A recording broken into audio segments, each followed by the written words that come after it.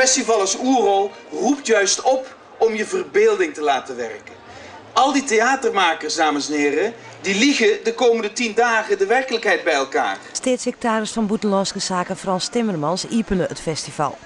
Oerol hem daarvoor vregen om te uitvliegen hoe de vrouw en ik het buitenland wordt naar Skielgezels hellen.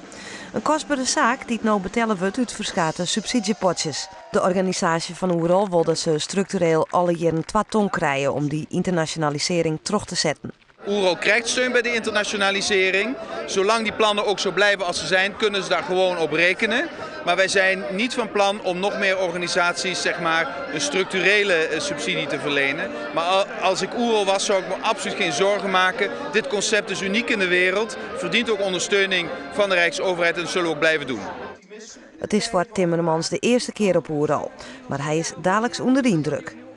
Op het festival binnen lietse nieuwswaardigheden te zien. En grote vaststellings, als Casa Abrigo van Circulado, een vaststelling die vanuit Portugal naar Skielgehelle is.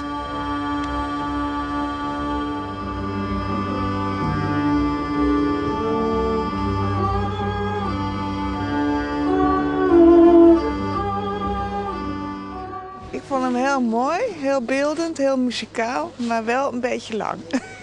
Maar dat was vooral omdat ik het ook koud had, maar ik vond hem wel echt... Een heel goede première. Waar ging het volgens u over? Poeh, ik denk... ik vind het een lastige...